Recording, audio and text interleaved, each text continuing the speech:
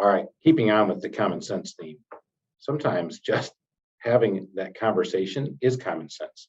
Pick up that phone. You don't want to have it, but the more you think about it, it becomes fear, total lockup fear that this person is going to kill you. But when you have the conversation, it has always turned out to be okay. It is human nature to assume the worst. Yeah, I agree. And more often than not, I have found that people don't suck as bad as I think they do. Right? Yeah. And things always get worse when you delay. If you have a problem, you got to identify the problem and fix it now, not next week, not tomorrow. Now.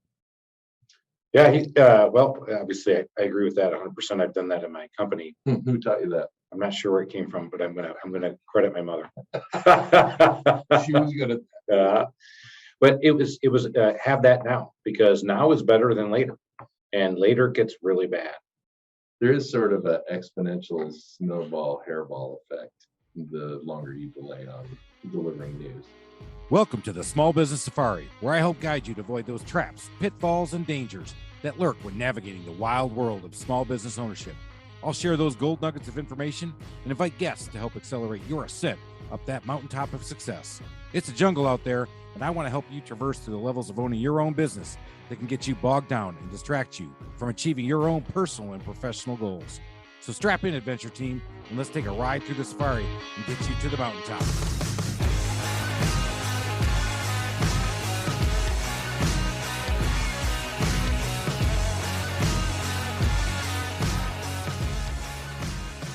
Hello, everybody. It's Chris and Alan again, the Small Business Safari. We're back. We're in studio, and we're just going to riff and raff on a bunch of stuff. So let's get started with cheers, Alan. Cheers. It's been a minute. Are you going to introduce your special guest? I think we have to introduce our special guest. Very special guest. So we all have a mom and a dad, because that's how we got here. And in studio, I have one of them. So he's my mystery guest. Oh, shit, I already said it. So my dad's in studio with us. We call him Sammy Spreadsheet here at the Trusted Toolbox. My dad is the one who came down when I first started and said, let's go, I'm going to help you. And every time I talk with anybody and he'd go with me, he'd always say, well, here's what we're doing. And here's another thing. Here's what we're doing. I'm like, wait a minute. Who's doing what, buddy? So I think your daughter must have taken something from Sam. Do better. So that's from another episode where one night, Sydney, who is my dad's granddaughter, absolutely, she doesn't want to admit it, but she has the same personality traits. She said, Dad, what's for dinner? And I texted back, leftovers from last night. And she texted back, do better. Where'd she get that? I have no idea. I do. Yeah, I kind of, I've only known you, Sam, for an hour, but I think I know where that came from too. My dad, obviously I owe a lot to everything I've got from him. I had parents that were amazing. They helped me get to where I am today. We talked about success a lot on this podcast, and I'm excited to have my dad back in here in Atlanta in studio, because this is the first time he's been here since COVID hit. And we're going on now 2.5. We figured it out. It's about 2.5 years since he's been in Atlanta. And because he got my truck, he says, "Is this new?" I'm like, "No, I had this thing for a year." Oh my God, you guys haven't been here for 2 years. So it's exciting to have him back. Originally from Buffalo, New York, migrated to Jackson, Michigan. Was a civil engineer. He's the reason I rebelled and became a mechanical engineer. That's engineering revolution. How'd I do? That's the best I could do. You're a wild man. Anarchy. Yeah. Anarchy. I was an anarchist. You must have been so disappointed, Sam. Not really. Mechanical engineers have a place in the world. We always need them. You got to have someone to blame. You gotta have somebody to flush the toilet. How about that? Yeah. So a lot of people ask me, how did I get into this business? And why did I go from corporate America and make that leap to start my own business? And why did you pick home repairs? And I've said, well, I look back on all the things I like doing and my passions and what we did for vacations. I said, and one of the things I would say is that my first trip to Florida, my grandparents, my dad's parents at the time, moved down there. They were still at the time, but they moved down to Florida. And we got there, and the very first thing we had to do is my grandfather bought a duplex, of course, to make sure that he could offset the income with somebody else paying for him. Smart man. But when we got there, all we did was work on it. So my first trip to Florida, what I've told everybody is I didn't realize Florida had beaches. Your silence is compliance, Sam. Thank you. They just had houses that needed a lot of repair in Florida. That's what I thought. You had the sun, you laid out and got tan. I did on my lunch break. So then the next vacation that we took, we had some great vacations, but that's why I told people, I said, I didn't realize vacations came without work, because with my other grandfather, we had to build a ramp. With my grandmother, my grandfather's house, my grandmother's in a wheelchair. We had to do a lot of work on that. But probably the piece de resistance was we were going back to Buffalo, New York for Christmas to be with family. And my uncle, How was the weather then? I'm glad you asked. It's Buffalo, New York, and it's December. What does everybody imagine that weather's like? Blizzard, whiteout. It was all of that. And guess what we did? My uncle bought a piece of property on the top of a little mountain outside of Buffalo, New York, Cole Road. on Cole Road at the top, right in the middle of the snow effect of Lake Erie. Lake effect snow. Woof. And he said, good, Sam and Chris, you guys are here. I need you guys to rough plumb in my house. So here we go. We're up there. We're using our Sawzall. We got our Carhartts on. We're out there. We're Sawzall and cutting. We're roughing in plumbing. And it is just absolutely a whiteout. You can't imagine a whiter whiteout. In fact, there was so much ice on the wood that we were cutting. I'm pretty sure it was harder than the wood itself. And that's what we had to do. And that was my Christmas, was going there to rough plumb my uncle's house. So why did I get in this business? Because I look back on it fondly. I did. I enjoyed it. I learned a lot. We worked on the house all the time. It was fun. I went off and did the corporate America gig. And when I started really thinking about things that I was passionate about, I really liked things in houses. So I did it. So that's what we ended up doing. That's how I got into this business. So that was fun. And I'm to this day still having fun talking about people in their houses and doing different things and thinking, thank God I am not working on Cole Road with my Carhartts on, with my eyes about to blister shut as I'm sawzalling and drilling through wood to run plumbing. The people here in Atlanta have no idea. I'm sure you had plenty of times where your eyelashes froze together and you had to take your hand out of your glove and pinch your fingers together on your eyelashes just so you Get your eyes open. That's exactly right. Cole Road is probably the worst winter place in Buffalo. Oh, so there's actually gradations of worse winter in Buffalo. Oh, that the drifts would get 14, 15 foot high. And you'd have to drive through them. And maybe if the snowplow made it up there, you might be lucky enough to follow. He's not lying. The snow drifts, it was amazing. It would blow in and you're like, hey, there's a road. The snow would keep blowing and like, where'd the road go? We lost it. But that's how we grew up. That's what I did. And so I'm glad that I got Dad to come in here in the studio.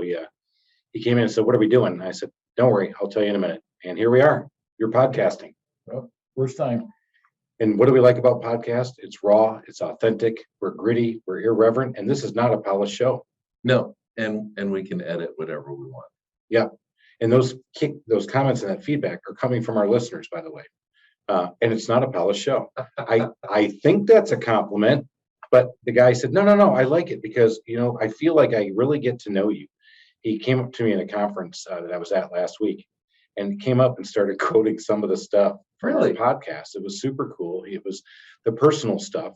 So he really felt like he had a connection with me. And again, I didn't feel like a rock star or an entertainer, but he knew a lot about you and me, Alan. And he said, I really enjoy driving in between jobs. He's a carpenter, remodeler, runs the business. He said, but I've learned some things and you guys are actually entertaining. You really have listeners. We really have listeners. That is eye-opening. Look at the disbelief on your father's face. Right. So back to what did Tommy say? He wrote a book and his mom didn't even read it a couple of times ago. I'm like, yeah, my dad hasn't even listened to one episode of a podcast yet that I've done. I've listened to one. Oh, thanks, Dad. That's support. That's the support I've always got. Do better. Do better. Do better. It's in you. It's there. He's believing in me. He just hasn't seen it come out yet. So what are we talking about today, Chris? What we're talking about today, why we brought my special guest in, I said, this is a great time to talk about this. We all have life. life is all around us. We have work life, we have personal life, and we just have life. And we could separate and talk about the four letters of life, and we could say also shit happens. And sometimes when shit happens in your life, you got to figure out how big is that pile and how can you get around it. And that's the thing. We'll talk about the personal aspects of this in a minute, but let's talk about when you have employees and they have life happen. And I'm going to use the word life, and you guys can all now put the poop emoji in your mind every time I say the word life. With my guys over the years, they seem to have a lot of life outside of work. And what I mean by that is on Monday morning, typically after the Super Bowl or after another big event, Monday, they seem to have a lot of life. My car didn't start. My battery was dead. My alarm didn't go off. My phone wasn't charged. I had to take my son to school today. My old lady's in the hospital. And then my personal favorites are my aunt died in New York. I didn't realize how many people were dying in New York until I started my business, but that's life. People have a lot of grandmothers. And a lot of, this is that reminds me of the MASH episode where Klinger always trying to get out of MASH, trying to get out of his assignment and being over there. He would come in and he would say, Colonel, I need to talk to you. It looks like my cousin is pregnant and I need to go back. And he goes, yes, let me look. And he pulls out the file. He goes, yes, mother dying, cousin pregnant. Here's my personal favorite, mother dying, father dying, cousin pregnant, and has to go back for this. So yes, a lot of life seems to happen to these guys. But what really happens when really a true life event happens to one of these guys, there's a personality change, and there's a lot of things that these guys can't overcome. And I say guys because I'm saying everybody. Well, it's the same thing for a business owner. Right. I mean, and it's, if you've got a good size operation, so if somebody's got a crisis, you can manage around it pretty well. But when you as a business owner have a crisis, that's a completely different ballgame, because when you're in the corporate world, you just, take a couple of days, you can take a week, you might take a leave of absence, and there's enough redundancy in the organization to carry you through. But when you've got your own business, and especially if you're an owner operator, that could be catastrophic. It definitely can be catastrophic. I've had two big events personally happen to me in just a year's time that really put a stress on my company, but also showed the support and strength that I built by being ready for it. I wasn't necessarily always planning for it, but I definitely thought about that succession plan and how are you going to build redundancy in your own organization by giving people and empowering people to do things. Because it's hard to let go of everything, right? And you're letting go of everything as a small business owner. And it's happened to me, like I said, twice in literally 12 months where I've had to be out of my business for weeks at a time, and in one case, a month.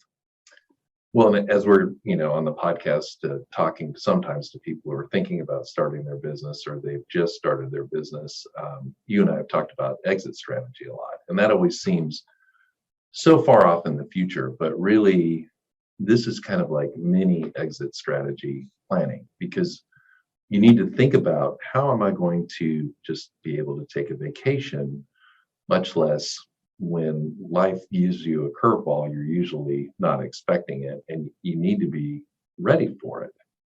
Well, you hit two things. One, you're going to take a vacation. Well, I have 2 months to plan for that, because that's what we do. We put it all in place and we make all those big decisions, or we pay those big bills right before we go, knowing that we can take a week vacation and maybe completely unplug at one point, which I've actually been able to do years ago. For one whole week, I was overseas and my business ran. When I came back, it wasn't in flames. It was smoldering a little bit, but it wasn't in flames. It made it. But I was able to plan for that for 2 months, preparing everybody for, well, how do you handle this? Or what if I do this? Or can I do that? Let's wait and we can delay some big decisions until you get back. But what you hit up is hey, this is happening and it's happening right now. I mean, and it happened for me, Memorial Day a year ago. My son unfortunately had a pretty big episode. And I share it's a personal thing, but it's really tough. But he was a very capable and confident young man, and something reared its ugly head and showed off, and I had to stay with him for a month straight, and I wasn't able to plan for it. And I couldn't just go back to work and tidy things up and make all those big decisions and go there. I had to be there. I had to be there for him and be there doing it. And now what do? You got to, the business has got to run, and you didn't have a chance to tell everybody what's going on.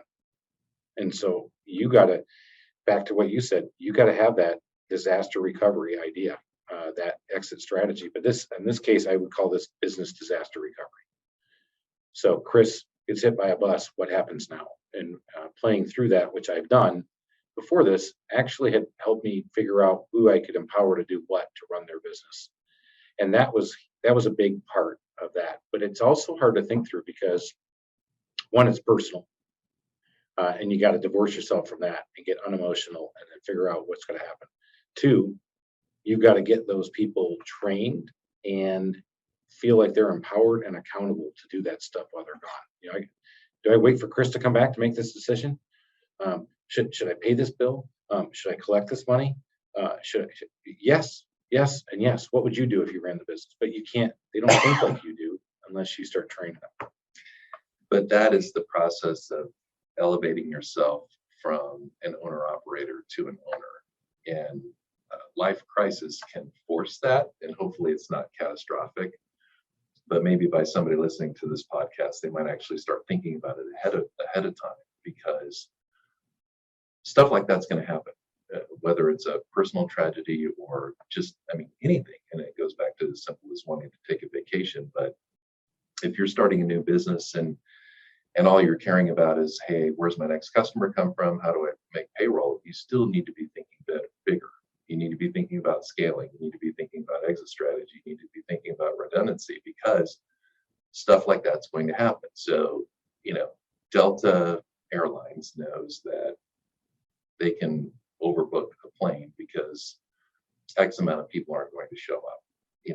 There's ways that you kind of plan for things based on what you know. So if you know on 2 out of 4 Mondays in a month that somebody's aunt is having a birthday in New York, then that's something that you need to actually, instead of going, oh crap, it happened again, start thinking about how do I plan for this when it comes to my staffing.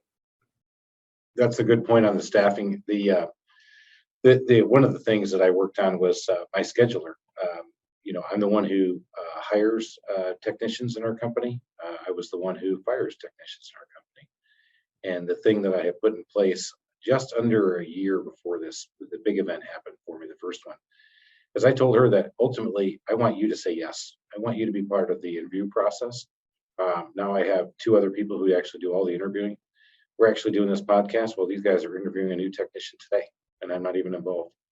And if they say yes, then I will help train him, and I will bring him in, and I'll onboard him, and I'll do all that. But they get to make the hiring decision.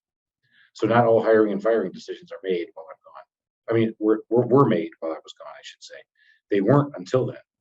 So they actually were able to, during this period, onboard 2 new guys, and had to let go of 1 guy. In this world that we're in, you got to make a decision quickly because your brand's important.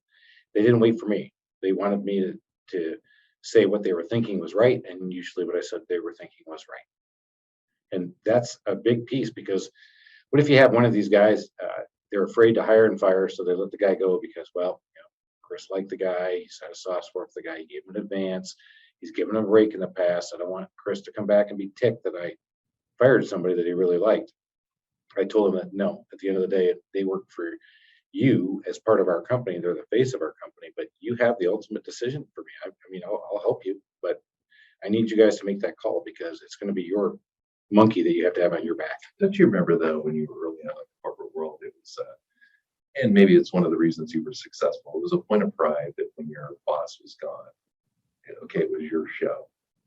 And in many ways, it ran better when the boss was gone, because you were given responsibility and you took you stepped up. And you can create that in a small business.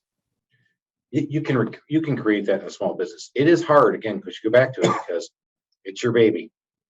You've nurtured it. I talk about, when my dad came down and helped me and said, we are doing this, we're doing this.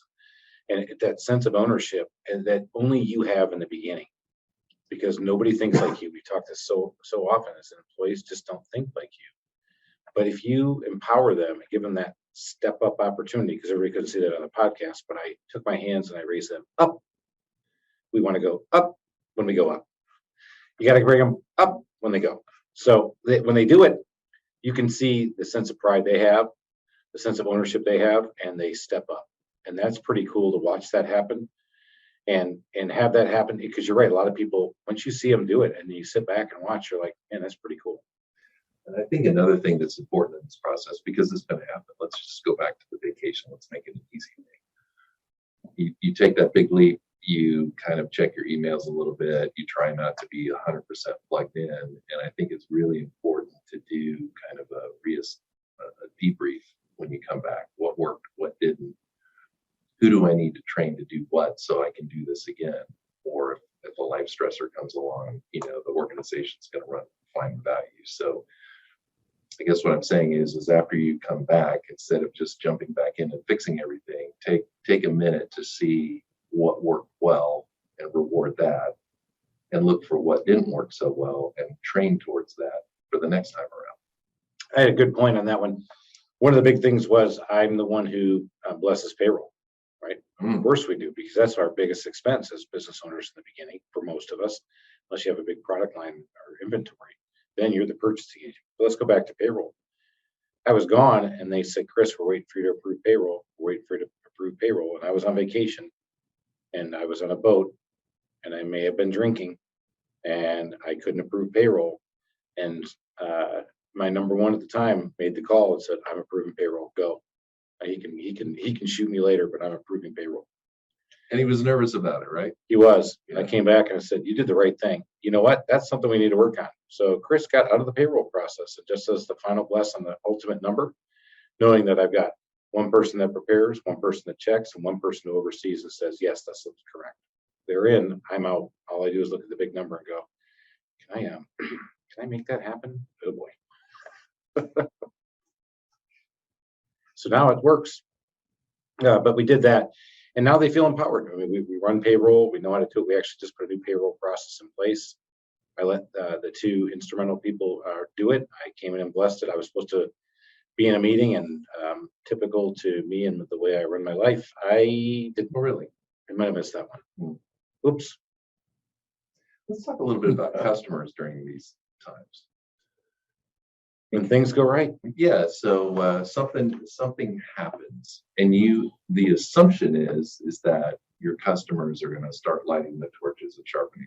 Have you found that if you're honest with them and upfront with them, and here's what happened, and if you had a good relationship, that they're actually pretty forgiving? Yes, and a little no, but mostly yes.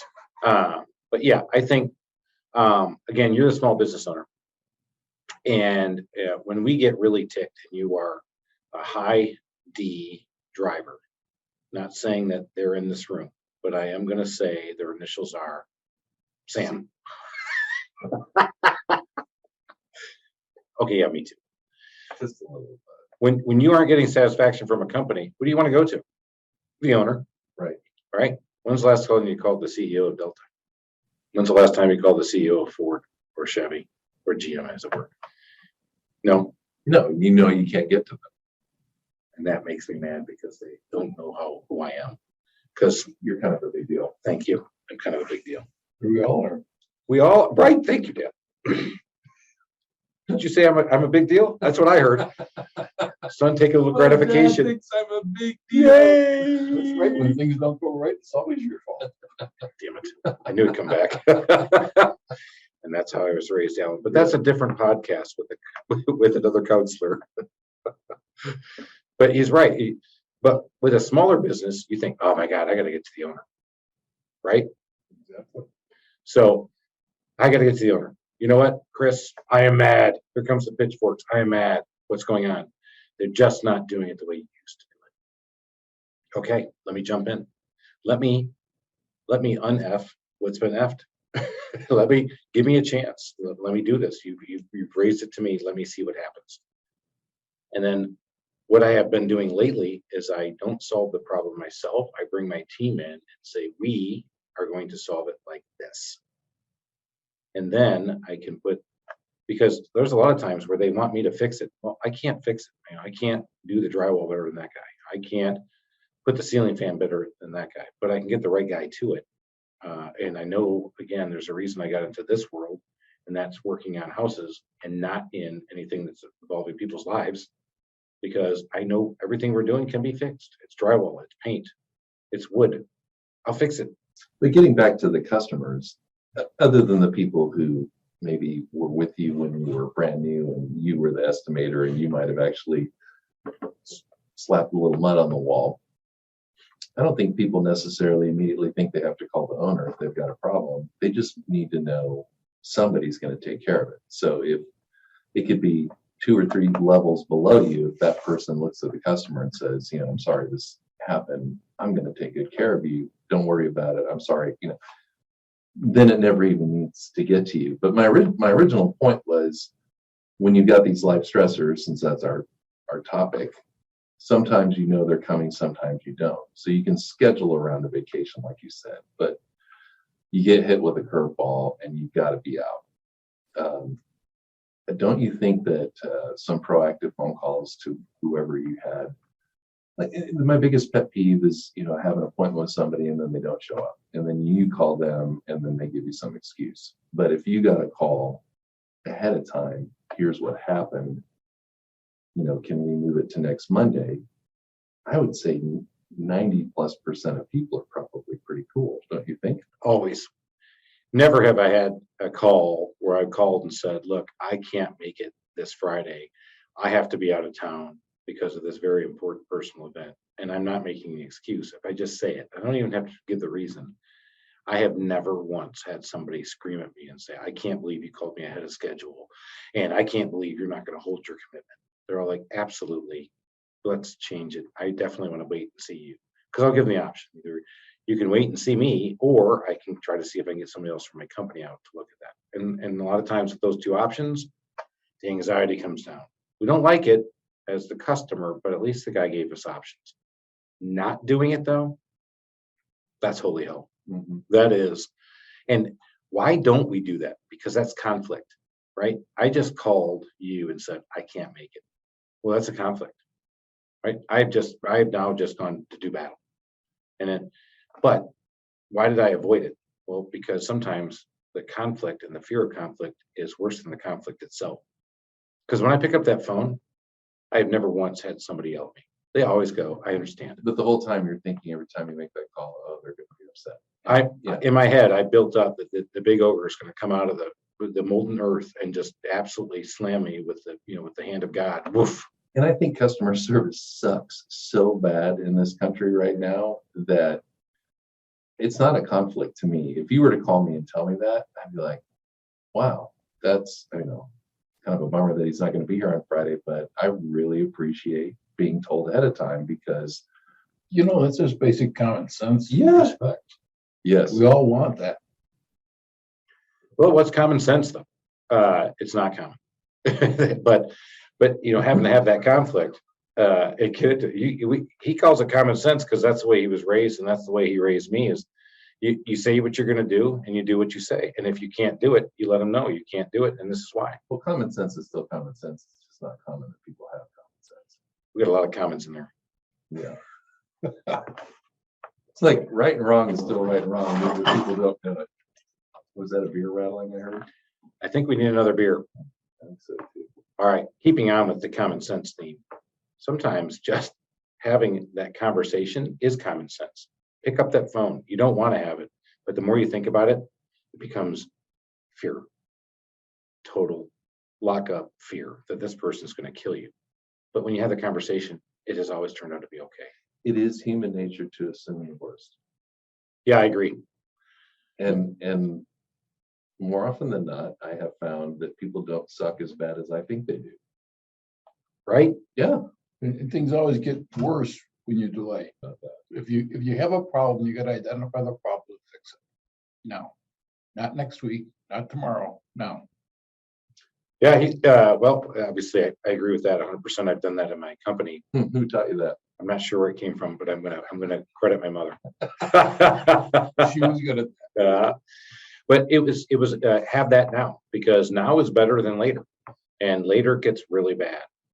There is sort of an exponential snowball hairball effect the longer you delay on delivering news. I think anybody who hops on the I'm going to get angry because you called me to tell me you're not going to do something early, they're way off. And I would say they're not out there right now, at least in the customers. I can't think of one time, like I said, when anybody's ever yelled at me that way. But I have definitely heard it when somebody did not get back with them. Right? They didn't get back with me. All I wanted was a simple phone call. And how many times have I heard this? Thank you for just calling me.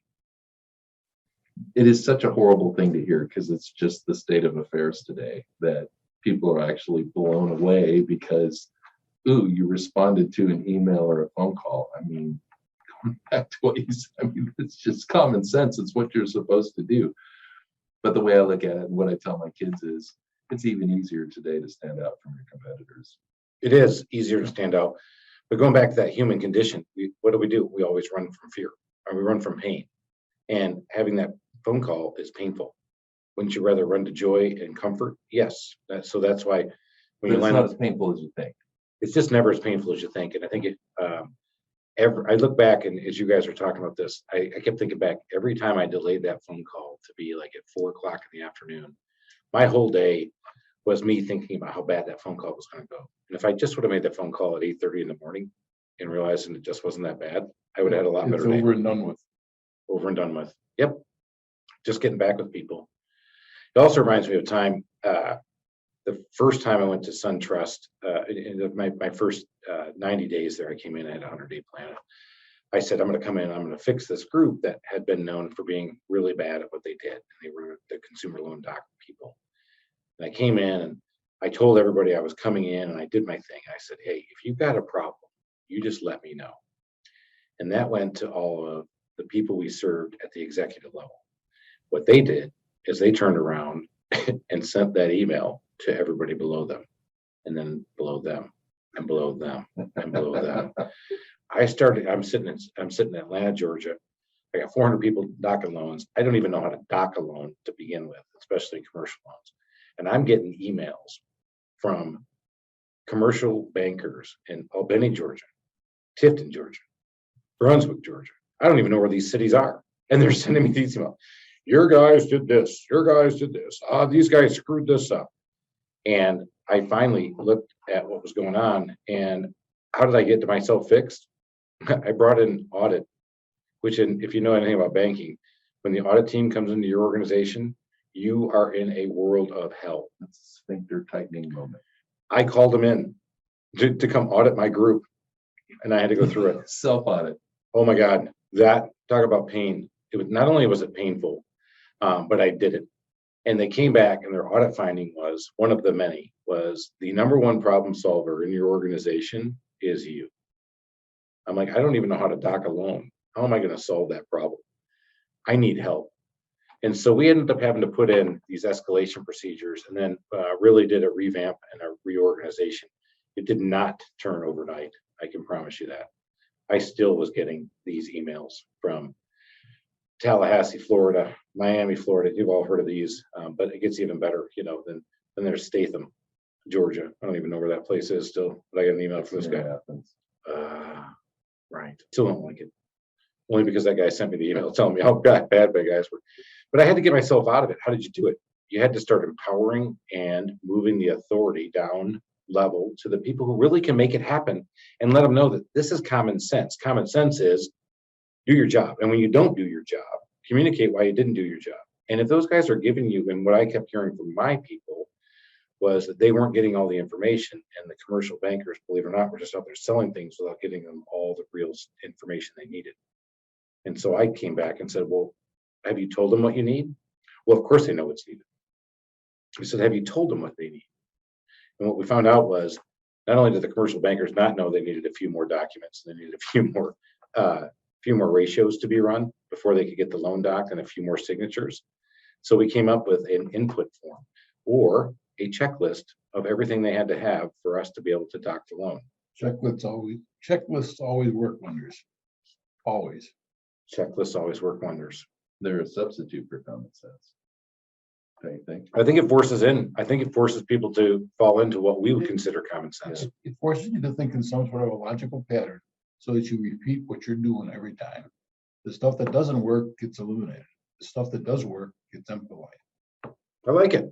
That's true. It does. Gold nugget from Sam. Wow. Mark it down, everybody. Small Business Safari. You are now getting what I got as a kid. I think one of the keys, though, if you were the one solving all the problems and you want to push it downhill, it's not like you're trying to avoid the problem, but there's a lot of reasons why it's better for the first line of defense to actually handle a problem, because then there's the second line of defense and so on and so forth until it gets to you. And every line of defense actually costs more money to solve the problem. And the key for you, though, is to make sure that you give people the parameters, the box that they can work in to solve problems. And if they make a decision, to not punish them for making a decision because you've told them to make a decision, but use it as a training moment. So as opposed to, what the heck did you do that for? You can't do that, because then they're going to be afraid to make another decision and your phone's going to keep ringing. But to just make sure, hey, thank you for taking care of this. Let's think through it. Can you think of some other ways that we could have done this better? Here's what happened. If you had to do it over again, can you do it a different way? I mean, it's a way to turn it into a training moment. You said two things I want to hit back on. It's a training moment, which is hard to think through. One, as a leader, you have to think about, what is the outcome you want? Is the outcome you want is that they feel defeated and they feel less about their job and they're willing to do less, and they're just like, woe is me, I got to come in again so my boss can tell everybody how bad I am. No. What is the outcome you want? You want them to be able to solve the problem. And if you can't give them the tools, give them an outlet. You can only solve a certain set of problems at one level, and then you go to the second level. What we found out back in my banking days, which I actually brought to my own company, was, where is it best to solve that problem? Well, first off, don't screw up. Second, have a good process and a checklist. When something does get screwed up, who's the next best person to do it? Probably that person's supervisor, not some guy sitting in Atlanta, eight levels up, has to bring it all the way back down to this guy. And we put that in place in my company. The best place to solve the problem is probably my operations manager, because not only does he know more about me and what it takes to fix something at home, he is closer to it, and he might be able to get the guy in the field to make the change while we're there. And guess what happens? It gets fixed, the customer's happy, and we got it all taken care of. Instead of them saying, no, I got to go all the way to the owner, who's then got to go down through the operations manager, and then the scheduler's got to get the handyman back out there, and then we got to get this thing fixed. By pushing it down and giving them the authority and the accountability, it actually alleviates. And we've actually gotten in my small business world of home repair, we actually have gotten good reviews because something went wrong originally and our guys fixed it right away, because the customer knew that our guys were behind them. Our operations manager was the right person to talk to first. Sometimes it takes screwing up to actually make a truly loyal customer, because if it's just an easy transaction and they come and go, you didn't really have a chance to impress people. But people get impressed when something goes wrong. And I'm sure in home repair, things can go wrong. Even if you didn't do anything wrong, they can just go wrong. Some of our best customers are customers that we had problems with. Yeah. And we went back and fixed it. Yep. We did right. The customer was happy, and we still have those customers today. Yeah, I telling this one guy who's working with a bank that I'm not really fond of, coming from the banking world, and I said, man, dude, you got to switch. He said, I will never switch. He said, because 30 years ago, I had a problem, and I went in, and this supervisor on the teller platform on the teller line fixed my problem. And it was a big problem. And it was me having a big check bounce because they put the money in the wrong spot. He said, but she made it right. And I said, from then on, I will always stay with that bank. And so he still stays with that bank because of that lady doing what she did 30 years ago. Crazy, right? Cool story. So if you were a small business owner operator, but maybe you've got a little handful of people on staff and you're creating a mini exit strategy just so you can take a vacation. But that same mini exit strategy can be employed if a very difficult life, happens. What are some of the things that you need to think about? You already talked about one, who's released approving payroll. So how do you do that? How do you get there? I would say start small. on a Friday afternoon, I'm not going to be here. I need these decisions made, or here's a problem I've got. You go solve it. And when somebody brings you back, hey, I need this problem solved, and you turn it back around and say, how would you fix it? You know what? I agree with you. Going forward, why don't you make all those decisions? Up to a certain amount of either giving somebody the money back or coming back and giving them a little extra service. Try it out on a small basis to see if they'll step up and move into it, because you can't just dump, hey, go authorize payroll. Right. Can't do that. But you can say, let's look at this and say, okay, why did you do that? Why did you give this guy an advance? Why did you deduct on this guy? Because, well, he did this. I'm like, you know what? I agree with you. So what did I just do? I just told them they did the right thing. Now they're learning those behaviors that they'll take with them that you would do without you being there. So start small with small little things, and then it can grow into an afternoon, and then 2 days, and then maybe you go to a conference or you're out of pocket for 3 days, and then it grows into a full week. But I think there's actually a step before that. So you're saying I failed the test? No. You actually just advanced. You didn't read the first page. You just jumped to the final. So the question is in an average week, what are the things that you do that only you do that everybody else just assumes that you're doing, and it won't get done unless you do it? You're right. I jumped to the final. So what did I do? I was actually started writing down everything I was doing every day, or journaling. Ooh, that's a big word. Making a list. I made a list. Huh. Chris, you're very procedural. Where did that come from? I don't know. I think I picked it up on my own. Oh shit, he's in the room with me. You might get smacked in the head. Won't be the first time. Whoa, actually we talked about that. He never hit me. The threat of the hit, Yeah. the fear of the conflict was all I needed. So the things that you do throughout the week. Yeah, I started to write down each and everything I did every day, and started to see common patterns, and started to see, how my day was laid out, the things I was doing. And that's how I was able to build my org chart. I had the org chart about who could do what. I'd wake up in the morning, I'd make sure all my guys were scheduled and going out to do jobs. I would check all the messages from the night before to make sure that all the jobs were still going to go. The customer didn't decide to call at 8 o'clock at night, cancel. Believe it or not, that does happen because life happens.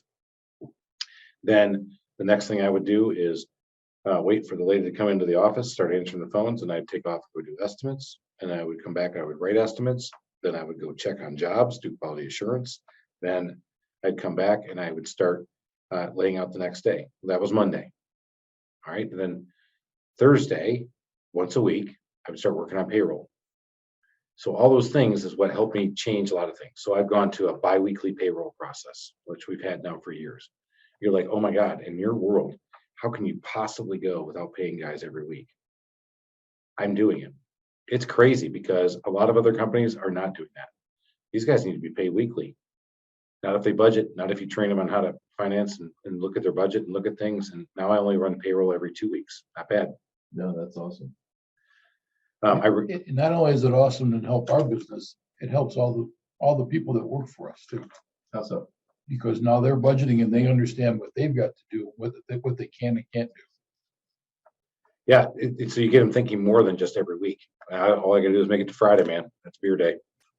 I gotta get a budget for 2 weeks of beer days. Right. Yeah. So I got a budget for not only this Friday, but next Friday. Ooh, maybe I'm only gonna get a 12-pack tonight. So another thing that you have to do is if you don't have a true second in command, you have to appoint somebody to be second in command. And there could be a couple of different seconds in command.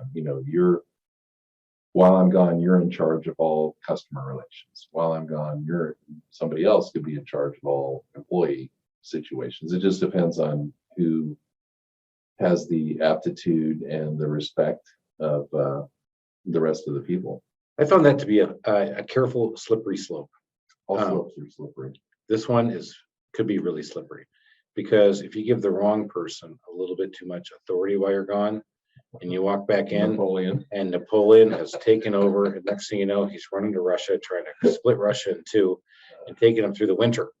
But no, a little historical reference for you, but you got to watch it because that person takes off, and next thing you know, you walk back in, and your office is empty, and you're like, "Where'd my office go?" Well, it's down with Napoleon, and Napoleon's down there running everything, Everybody else is running in fear and cowering and afraid to tell you anything. I think when you do that, you got to start helping them make some decisions early. And then I've done this one. How did I get myself out of the problem solving? Well, have you talked to the operations manager yet? Well, no, I thought I'd just come right to you first. Well, I just got this call. This customer's really mad, and that you need to handle this. I said, well, have you talked to them? Well, no, you're the owner. We'll talk to them first, and then I'll get involved. And then behind the scenes, I go talk to the operations manager and say, hey, when you get this issue, bring it to me and let's figure out, just tell me what you're thinking and let's see if it's the right thing. All right, let's handle it like this. And then you help and you coach him and you guide him and you tell him, hey, fix it like this. And then the person who called you in your company, your CSR or first level person, starts to realize and builds confidence in the operations manager. And now they just go to him. And he'll come and he'll know, hey, I'm running into a sticky one again. Can you help me with this? How would you handle that? And that's how it worked well, is by helping people and empowering people to step up. Yeah, it's going from owner operator to owner. Yeah, that's exactly how you got to be thinking about it. Owner operator to owner. And then how do you get them to be as invested as you? Well, nobody's ever going to be there. Well, they kind of will if you give them the step up opportunity. And it's hard sometimes to give that up, because I think as leaders, you get that little shot of dopamine in your head every time somebody asks you a question, because you at that moment know they don't know and I do. And it feeds the ego. That's exactly right. Let me tell you how smart I am. Because I started this business, I've seen this thing. I've been in over 14,000 houses, and I know everything about everything when it comes up. No, can't do it. You got to stop yourself. And you start off with the small little company, and you stay that small little company because you haven't grown anybody. You haven't grown your people. You haven't grown your business. You haven't grown yourself. You just stuck. Amen. You just created your own fishbowl that you'll never grow out of. Preach on, preacher Sam. That's right. That's right, because you just created your own grow the fishbowl. business. You got to grow everybody that works with you and helps you. You're in the people business. I had somebody say you can never show it on ROI, but I promise you, if you grow your people, your ROI, your profitability will be better. And if you could measure that investment of your time to making money. And that same thing works in big corporate life.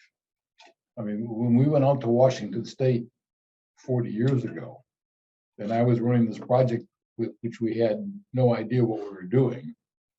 And you empower the people to do the work, and you challenge them to do what they know they can do best. It helps. For the record, I was 3 then, 40 years ago. No, you Oh, damn it. But maybe he- 13. Speaking of which, when he was 3, what kind of a kid was 3, I don't remember that far back. Chris? Just in general. His mom took care of him. thank God. So when he was in school and he got into sports, and that's when I took over. There you go. You commit, you say what you're going to do, and then you do it. You never quit. Yeah, that's definitely one thing my dad instilled in me is every sport. He said, you're going to start and then you will finish. You're not allowed to quit. Yeah. And so that's why that's definitely something that's stuck with me, is that stick-to-itiveness that you have to have as an entrepreneur. Because you're going to have those down days. You're going to have that curveball. That's where we started this podcast, thrown at you. And it is easy to go sit in the corner and just say, if I ignore it, it'll go away. Because I'm running away from pain. I'm not using my common sense anymore. But if you stick through it and just get through it and use a checklist, you actually can dig yourself out of it. And I've used that line so many times in our company with any job that we have or anything we have. When life happens, fall back on that checklist. The only way I've ever seen anybody get out of a problem or an overloaded situation or a life event that's happened is to sit there, make the list, and work through the list and get through it, because the sun will rise tomorrow. The sun will set tomorrow. The sun will rise again in 2 days. You got to get there. And to do that, you got to take care of the pain points and the issues in front of you today. Let's talk about when you have a longer term situation. So you mentioned, you don't want to get into details, but the issue with your son kept you up for you were a month. It was a month. I was out of my business for a month. What happened with my son? And mentally Unable to talk to anybody because of what was going on. Could only text message and communicate through text or talk to text, but I couldn't talk verbally. And even if he did show up, your head wasn't here. Not even close. So all those things that we just talked about already need to be in place. But for you to keep tabs on your business, because every once in a while you come up for air, what were the KPIs that or what, there's got to be 6 or 10 things that you just kind of can keep an eye on just to make sure things are operating relatively smooth. Yeah, number one, the checking account. Make sure that there's enough cash there, right? Yeah, well, you asked for one. That's one. Captain Obvious says, check your checking account. Two, I did have a KPI report developed, so I was able to see that on a weekly basis to see where we were trending. What was on it? So what's on there are number of leads we received this week or the past week, number of estimates we went on and estimates we wrote, number of wins on the estimator side, number of jobs completed, dollar amounts of estimates and dollars completed. And those were the ones that told me, okay, now we're running. I got that. I didn't have a great profitability report on a weekly basis. We're still working on getting that developed. So that was hard for me to watch. And that's where I said checking account first, because that would tell me how we're doing on collections, because that's later on the collections number will be the next one. Right. I haven't been involved in the business for the last 5-6 years. But those are the same key performance indicators we developed in year 4, I think. You're exactly right. I haven't changed those. And with my personality type and my ability to flitter all about as a hummingbird, I'm very proud of myself of not changing those over the last 10 years. It's very indicative of what the troubles we had when we first started. The first 4 years, the business was up and down and sideways and had no idea what the hell we were doing. And we learned, went through our mistakes. What were some of the big things that you saw, just kind of being involved but not here every day? What were some of the significant things that? It was a lot easier not being involved than coming back and look and see what happened between this and the last time I was here. Yeah. And I can look at it and I can say, okay, back then we were doing a lot of mailers. We had no idea how to get our brand out to the people and get them to say, I want to do work with the Trusted Toolbox. And so we did all this mailing stuff, and all of a sudden it dawned on us, that's not working. We aren't getting leads from this. We used to advertise in church bulletins. And I can tell you on one hand the number of leads we got from church bulletins. Holy Jesus, stuff that didn't work was monumental. Right. I mean, it took us a long time to understand that and to develop it, to change it. The way we pay technicians. Yeah, you mentioned that earlier. Oh, that to me, that's the biggest problem we overcame. And it took us 5 years. Yeah, I agree. That was a lot of learning in the beginning. We talked to a guy a number of episodes ago, the Temple of Ted. And Ted talked about today's world. We're Ted back. We're going to get Ted back. And I think we might have to get Sam back. Yeah. So, but I'll just ratchet that up. But what Sam, my dad, is talking about is that in the beginning, you had to wait a long time to figure out what you're screwing up, especially when it came to advertising. In today's world, you ought to be able to look a lot quicker and react a lot quicker. And actually, from Ted's advice, one of the earlier episodes, I was actually able to implement that this year. And his advice actually helped me save thousands of dollars, because I saw. Was it how long you let it run before you made a decision, or the A/B testing? I can't remember. We talked about Right. that. So what he talked about is in digital marketing, you can put out pay-per-click ads. These ads will have a certain keywords in them, and it's the A/B testing is what we did. Yeah. We put them out there and we saw which ones were working, and then we saw which ones weren't working. I was able to change it and then move it around and get more leads that way, until we got through to the spring season where we really don't need as many leads. So I actually have turned down the pay-per-click. But his strategy was right. And what Dad's talking about was, in the beginning, you just didn't have that. And you had to go, honestly, invest, waste, learn, but pay ultimately to learn that you didn't get those leads. It had a secondary benefit, is that when we started paying things the right way, we actually got the technicians involved in the jobs. They wanted to get them done quicker, so they got paid quicker. And that makes everybody happy. The client's happy, you're happy, they're happy. It worked wonders.